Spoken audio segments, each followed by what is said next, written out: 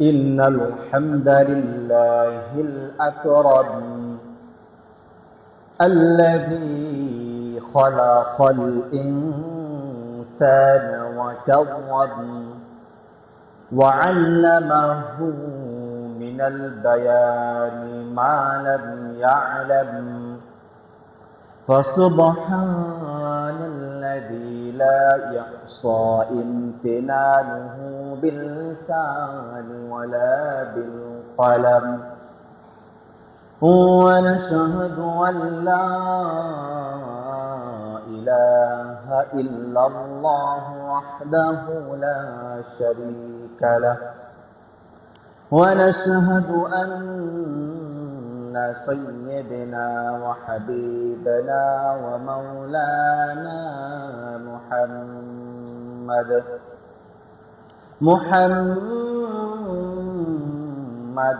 عبده ورسوله أرسله بالحق بشيرا ونذيرا وداعيا إلى الله بإذنه وسراجا وقمرا منيرا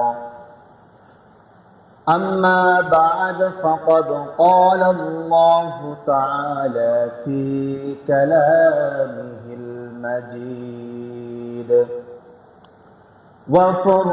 وفرقانه الحميد أعوذ بالله من الشيطان الرجيم بسم الله الرحمن الرحيم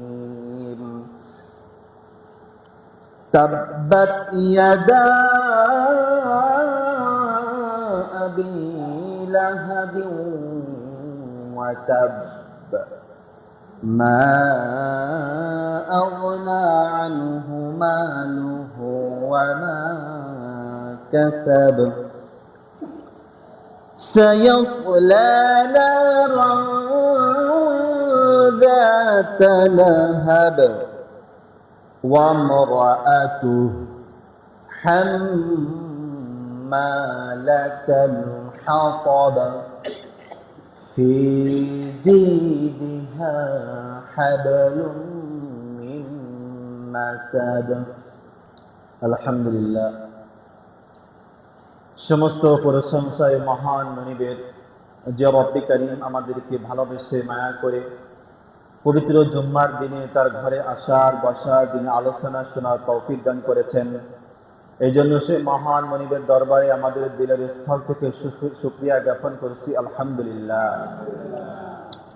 এই ফিতনা ফাসাদের জামানা থেকে আল্লাহ পাক রব্বুল আলামিন আমাদেরকে সব থেকে নিয়ামত নিয়ামত সুস্থতা আল্লাহ পাক রব্বুল আলামিন আমাদেরকে দান করেছেন। এমন সময় আছে দেখেন আমাদের মধ্যে অনেক আপনজন বন্ধু বান্ধব যারা আছে বিভিন্ন অসুস্থ জ্বরে ডেঙ্গু জ্বর বিভিন্ন অসুস্থর কারণে হসপিটালে ভর্তি রয়েছেন, কিন্তু মহান মনিব আমাদেরকে ভালোবেসে মায়া করে তার ঘরে আসার তৌফিক দান করেছেন। এর থেকে বড় শুকরিয়া আর কি হতে পারে। এবং দুরূদ পাঠ করি অবশ্য রাহমাতুল্লাহ আলামিন শাফিউল মুজলিমিন খাতামুন নবীন ইমামুল মুরসালিন শফি আজম রহমতে আলম হাবিবে কিবরিয়া শফুল আম্বিয়া বেতাবে নবুয়ত দুদানের সরদার আয়কা নামদার মদিনা का ताजदार हमारा नबी मोहब्बत का नबी हजरत मोहम्मद मुस्तफा सल्लल्लाहु अलैहि वसल्लमेর উপর আমি আপনাদের সামনে সূরা লাহাব তেলাওয়াত করেছি, পাঠ করেছি। শুধুমাত্র আবু লাহাবের নামে একটি সূরা নাজিল হয়েছে। যে সমস্ত দুশমন ছিল তাদের বিরুদ্ধে কোনো সূরা নাজিল হয় নাই, আয়াত নাজিল হয়েছে। কিন্তু এই আবু লাহাবের নামেই আল্লাহ পাক রব্বুল আলামিন একটি সূরা নাজিল করেছেন। এই সূরাটি 5টি আয়াত আছে। এই সূরাটি নাজিল হয়েছে মক্কায়। কোথায় নাজিল হয়েছে? মক্কায়। এই সূরার প্রেক্ষাপট শানে নুজুল, একদিন হুজুর পাক সাল্লাল্লাহু আলাইহি ওয়াসাল্লাম সকল কুরাইশদেরকে খেতাব করে সকল কুরাইশদেরকে উদ্দেশ্য করে বললেন, তোমরা আমার সামনে উপস্থিত হও। বিশ্বনবী সাল্লাল্লাহু আলাইহি ওয়াসাল্লাম এক পাহাড়ের উপরে দাঁড়িয়ে সমস্ত কুরাইশদেরকে ডাক দিয়ে বলছে, তোমরা আমার সামনে উপস্থিত হও। হুজুর পাক সাল্লাল্লাহু আলাইহি ওয়াসাল্লামের ডাকে সাড়া দিলেন।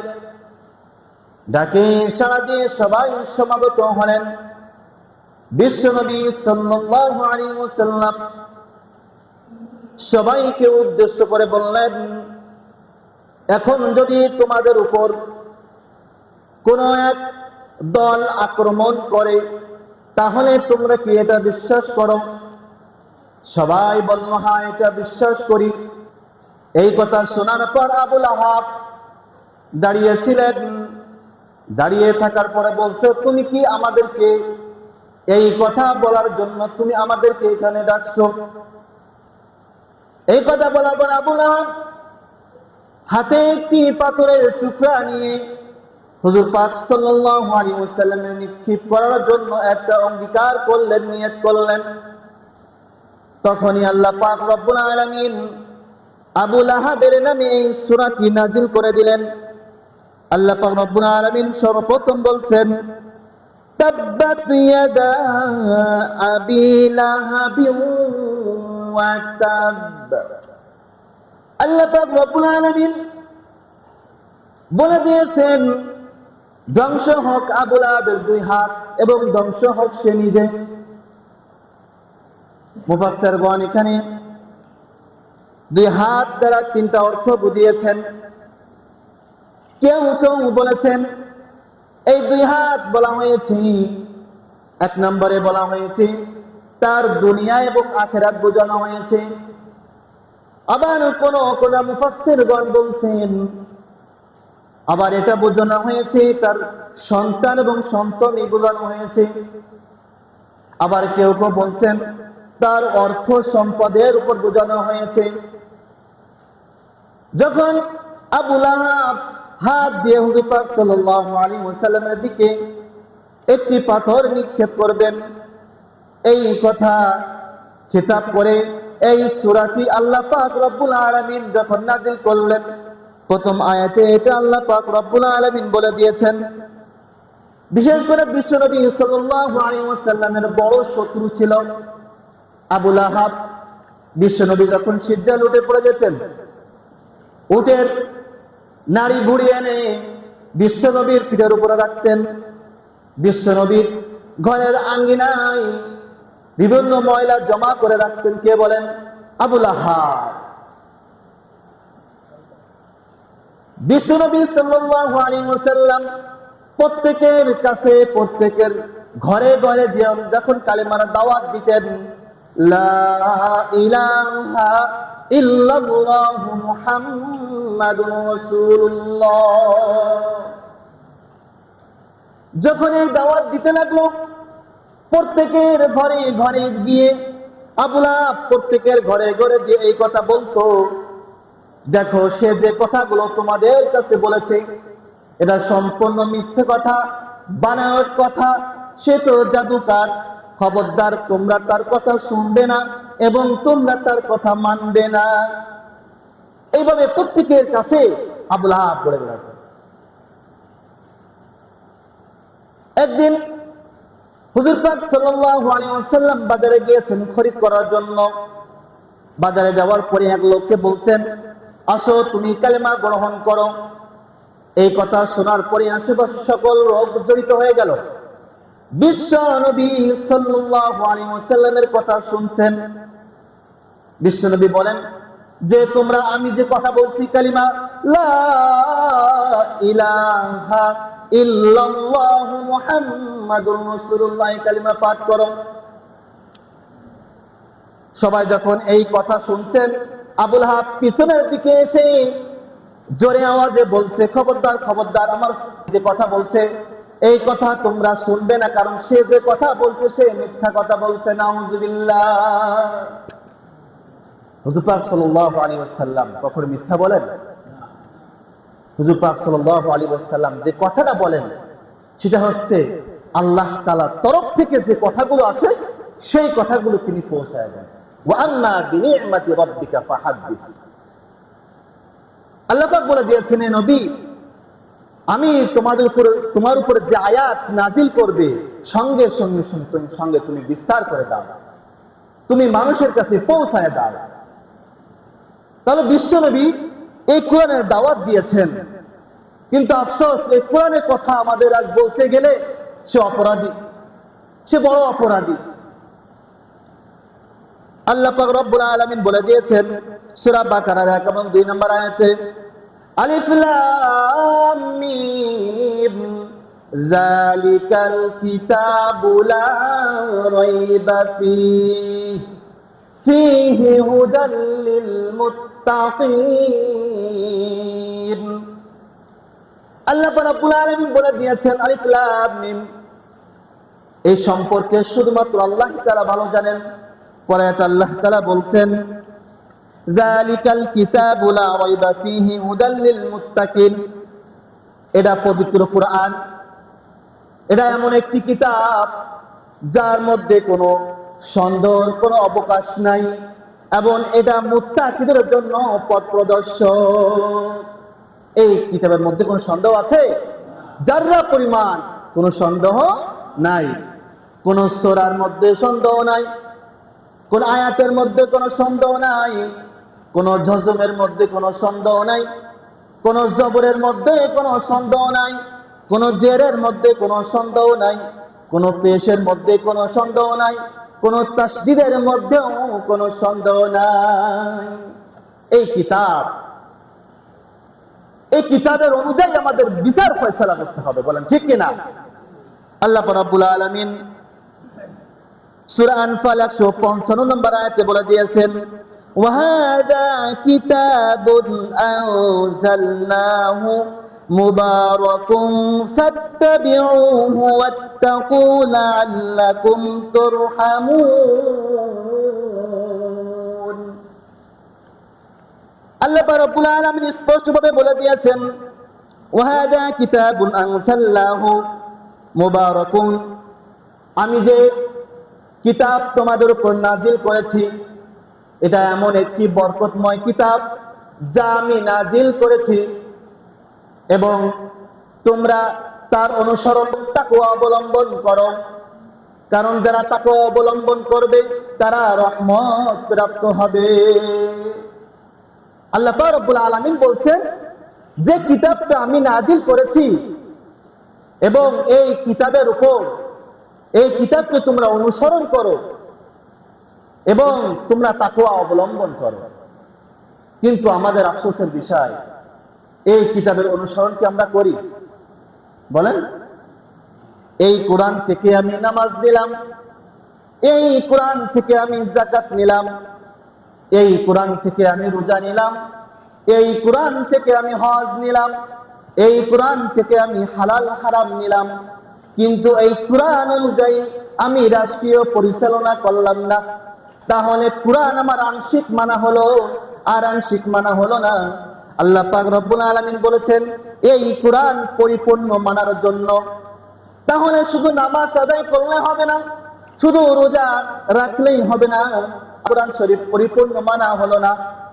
আমার সংসদে এই কোরআন নিয়ে যেতে হবে, এই কোরআনের অনুযায়ী বিচার ফয়সালা করতে হবে। আল্লাহ পাক রব্বুল আলামিন বলে দিয়েছেন সূরা মাইদা 44 নম্বর আয়াতে, ওয়া মান লাম ইয়াহকুম বিমা আনজালাল্লাহু ফাউলাইকা হুমুল কাফিরুন। আল্লাহ পাক রব্বুল আলামিন স্পষ্টভাবে বলে দিয়েছেন আমি যে কিতাব নাজিল করেছি কোরআন, এই কোরআন অনুযায়ী যারা বিচার ফয়সালা করে না তারাই হলো কাফির। আমাদের বিগত যে সরকার ছিলেন সে কি এই কোরআন অনুযায়ী বিচার ফয়সালা করতো? তাহলে এই আয়াতের স্পষ্ট ভাষায় এইটাই বোঝা যাচ্ছে সে কি ছিল? কাফির। কারণ বিশ্ব নবীর সাল্লাল্লাহু আলাইহি ওয়াসাল্লামের উপর যারা ঈমান আনে নাই তাদেরকে আবু লাহাবের মতো পরিণতি হবে। দেখেন বিগত সরকার যিনি ছিলেন আল্লাহ পাক রব্বুল আলামিন ছাড় দেয়, ছাড় দিতে দিতে দিতে দিতে এমন ভাবে ধরেছেন ডাইরেক্ট মামুর বাড়ি পাঠিয়ে দিয়েছেন, ঠিক না? আল্লাহ রাব্বুল আলামিন ছাড় দেয় কিন্তু ছেড়ে দেয় না। সে চেয়েছিল আমি 40 সাল পর্যন্ত আমার ক্ষমতা টিকে রাখবো, 40 সাল পর্যন্ত আমার এই যে জুলুম অত্যাচার সেগুলো আমি চালিয়ে যাব। আল্লাহ বলছে দাঁড়া, 5 তারিখের পর্যন্ত তোর ডেট, এর ওপরে তুই যেতে পারবি না। আবু লাহাব বিশ্বনবীর উপরে এমন ভাবে অত্যাচার করেছে, আল্লাহ পাক রব্বুল আলামিন তার নামে একটু সূরা নাযিল করে দিয়েছেন, তাব্বাত ইয়াদা আবি লাহাবিন ওয়া তাব। ধ্বংস হোক আবু লাহাবের 2 হাত, এবং ধ্বংস হোক সে নিজে। এমন ধ্বংস হয়েছে, পরে আল্লাহ রব্বুল আলামিন বলে দিয়েছেন, মা আগনা আনহু মালুহু ওয়া মা কাসাব। তার যে ধন সম্পদ ছিল তার কোনো কাজে আসেনি, সে যেগুলো উপার্জন করেছে। আবু লাহাবের কাছে যখন বিশ্বনবী সাল্লাল্লাহু আলাইহি ওয়াসাল্লাম কালেমার দাওয়াত দিতেন, যখন বলতেন তুমি কালেমা পাঠ করো, লা ইলাহা ইল্লাল্লাহ মুহাম্মাদুর রাসূলুল্লাহ, তখন সে এই কথা বলতো, আমার কাছে অনেক মাল আছে, আমার কাছে অনেক ধন সম্পদ আছে, আমার কাছে অনেক সন্তান আছে। কারণ আল্লাহ পাক রব্বুল আলামিন আবু লাহাবকে অনেক সন্তান দান করেছিলেন এবং আবু লাহাবকে অনেক মালও দিয়েছিলেন। এই কারণে সে বলতো আমার সন্তান সন্ততি যারা আছে এবং আমার মাল দ্বারাই ওই জাহান্নামকে আমি দূরে সরিয়ে দিব। এটা সে পারে নাই, এমন ভাবে আল্লাহ তাআলা তার মৃত্যু দিয়েছেন। বদরের যুদ্ধের 7 দিন পরে তার শরীরে এমন একটি ফোড়া আকৃত রোগ দেখা দিল। রোগ দেখা দেওয়ার কিছুদিন পরে তার শরীর থেকে এমন ভাবে দুর্গন্ধ বাইর হয়, তার স্ত্রী, তার ফ্যামিলিগত যারা ছিল, আত্মীয় স্বজন যারা ছিল, তারা তাকে ঘর থেকে বাহির করে এক নির্জনে রেখে আসলো। রেখে আসার পরে কিছুদিন পরে সেখানে সে মৃত্যুবরণ করলো। মৃত্যুবরণ করার পরে তার শরীর থেকে এমন ভাবে দুর্গন্ধ বাইর হয়, 3 দিন পর্যন্ত তার কাছে কেউ যেতে পারেনি। এমনকি চাকর বাকর যারা ছিল মাটি খুঁড়ে আবু লাহাবকে ওই মাটির ভিতরে পুঁতে রেখে দিয়েছিল। কেন? এত নির্মম ভাবে তার মৃত্যু হয়েছে। তারা বিশ্বনবীর উপরে জুলুম করেছে, অত্যাচার করেছে। এই জন্য আল্লাহ পাক রব্বুল আলামিন আবু লাহাবকে এইভাবে মৃত্যু দান করেছেন। তার যে মাল ছিল, সম্পদ দিল, তাহা দিয়ে সে কিছু করতে পারেনি। আল্লাহ পাক রব্বুল আলামিন তারপরে আয়াতে বলে দিয়েছেন, সায়াসলানা রাযাতা লাহাব। অচিরেই সে পতিত হবে লেলিহেন আগুনে, অচিরেই সে পতিত হবে অগ্নিময় আগুনে। কারণ সে যে পরিমাণ অত্যাচার করেছে বিশ্বনবীর উপরে, যে পরিমাণ জুলুম করেছে, আল্লাহ পাক রব্বুল আলামিন এই আয়াতে তাকে বলে দিয়েছেন যে আবু লাহাব তাকে পতিত করা হবে আগুনে। পরে আয়াতে আল্লাহ তাআলা বলে দিয়ে ওয়ামরাতু, আল্লাহ পাক রব্বুল আলামিন বলে দিয়েছেন তার স্ত্রীর ব্যাপারে উম্মে জামিলের ব্যাপারে বলে দিয়েছেন, এই আবু লাহাব যেভাবে লেলিহেন আগুনে পতিত হয়েছে, উম্মে জামিলও ঠিক সেইভাবে ওই অগ্নিতে পতিত হবে। আল্লাহ রব্বুল আলামিন বলে দিয়েছেন, আবার বলছেন হাম্মালাতাল হাতাব, ইন্ধন বহনকারী। হাম্মালাতাল হাতাব বিভিন্ন অর্থ করেছেন মুফাসসিরগণ। 1 নাম্বার, ইন্ধন বহনকারী, এটা হলো এই উম্মে জামিল বাগানে গিয়ে কাঠ সংগ্রহ করে সুন্দরভাবে আটি বাঁধত, আটি বেঁধে সে মাথায় করে নিয়ে আসতো, একে বলা হয় ইন্ধন বহনকারী। আবার কোন মুফাসসিরগণ লিখছেন সে কাটা বেঁধে মাথায় করে বিশ্বনবী সাল্লাল্লাহু আলাইহি ওয়াসাল্লাম যে রাস্তা দিয়ে চলাফেরা করতেন সেখানে সে দিয়ে রাখতেন, যাতে করে বিশ্বনবীর চলার জন্য ক্ষতি হয়, কষ্ট হয়। এই জন্য সে কাটা বহন করে সে মাথায় করে এনে বিশ্বনবীর চলাচল রাস্তায় দিয়ে রাখতেন। আবার কোন মুফাসসিরগণ বলছেন সে পাপ বহনকারী, কেউ কেউ বলছেন কি পাপ বহনকারী। এরপর আল্লাহ তাআলা বলছেন ফি জিদিহা হাবলুম মিন মাসাদ, এবং তার গলায় খেজুরের ছালের রশি জড়ানো ছিল। এই কোন কোন মুফাসসিরগণ লিখছেন তার গলায় একটি হার ছিল, এই হারকে উদ্দেশ্য করে বলা হয়েছে।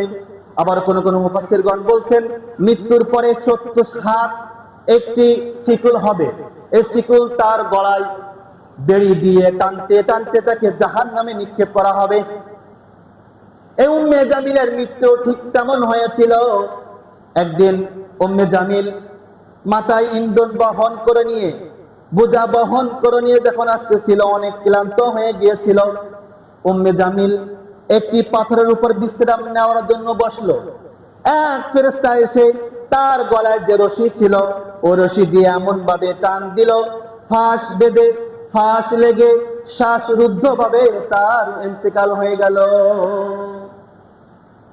দেখেন, তাহলে এই উম্মে জামিল আল্লাহ পাক রব্বুল আলামিন একেও নির্মম ভাবে দুনিয়া থেকে বিদায় করে দিয়েছেন, তাকে মৃত্যু নিয়েছেন। এরপরে যখন এই সূরাটি নাযিল হলো, উম্মে জামিল জানতে পেরেছে যে বিশ্বনবী আমাদেরকে জন্য কি একটা বলেছে, আমাদের নামে বদনাম করেছে। উম্মে জামিল হাতে একটি পাথর নিয়ে বিশ্বনবী সাল্লাল্লাহু আলাইহি ওয়াসাল্লামের দিকে অগ্রসর হতে লাগলো। বিশ্বনবীর পাশে দাঁড়িয়ে ছিল আবু বকর রাদিয়াল্লাহু তাআলা আনহু। আবু বকর বলছে, ইয়া রাসূলুল্লাহ সাল্লাল্লাহু আলাইহি ওয়াসাল্লাম, আপনার দিকে তো উম্মে জামিল আসছে। বিশ্বনবী সাল্লাল্লাহু আলাইহি ওয়াসাল্লাম বললেন, আচ্ছা আসুক না, দেখি সে কি বলে। সে যখন আরো কাছে আসলো, আসার পরে আবু বকরের কাছে আসার পরে বলছে, তোমার সে নেতা কোথায় যার কথা তোমরা মানো? আল্লাহ পাক রব্বুল আলামিন কোরআনে বলে দিয়েছেন, ওয়াইদা ক্বরাআতাল কুরআনা জাআলনা বাইনাকা ওয়া বাইনাল্লাযীনা লা ইউমিনুনা বিল আখিরাতি হিজাবাম মাসতুরা। আল্লাহ পাক রব্বুল আলামিন বলে দিয়েছেন, হে নবী, আপনি কোরআন তেলাওয়াত করেন, আপনার মধ্যে এবং যারা আখিরাতে অবিশ্বাস করে তাদের মধ্যে আমি এমন একটি আবরণ দিয়ে দিই। ওই সময় আল্লাহ পাক রব্বুল আলামিন এমন একটি আবরণ দিয়ে দিলেন। উম্মে জামিল যখন বিশ্বনবীর কাছে যখন আসলেন, আসার পরে আবু বকরের কাছে এসে বলছে, তোমার সে নেতা কোথায়? কিন্তু আবু বকর বলছে আছে, কিন্তু উম্মে জামিল বলছে, তোমার নেতা আমাদেরকে নিয়ে এমন ভাবে বাজে কথা বলেছে, কটু কথা বলেছে, আমি এসেছি তোমার নেতাকে ধ্বংস করার জন্য। এই কথা বলে উম্মে জামিল আবার যখন ফিরে চলে গেল, পরে আবু বকর রাদিয়াল্লাহু তাআলা আনহু বিশ্বনবীর কাছে প্রশ্ন করলেন, ইয়া রাসূলুল্লাহ সাল্লাল্লাহু আলাইহি ওয়াসাল্লাম, উম্মে জামিল তো আপনাকে দেখতে পেল না, ব্যাপার কি? বিশ্বনবী সাল্লাল্লাহু আলাইহি ওয়াসাল্লাম বললেন, আল্লাহ পাক রব্বুল আলামিন আমার কাছে একটি ফেরেশতা পাঠিয়ে দিয়েছেন। সেই ফেরেশতা আমাকে এমন ভাবে আড়াল করে রাখছে, দুনিয়ার কোনো ব্যক্তি আমাকে দেখতে পাবে না। সুবহানাল্লাহ। উম্মে জামিল যখন আসলেন, আসার পরে বিশ্বনবীকে দেখতে পাইলেন না। এভাবে মনে মনে একটি কবিতা পাঠ করতে করতে উম্মে জামিল চলে গেল। আল্লাহ পাক রব্বুল আলামিন হুজুর পাক সাল্লাল্লাহু আলাইহি ওয়াসাল্লামকে আবরণ করে পর্দার মাধ্যমে হেফাজত করেছেন। কে? আল্লাহ।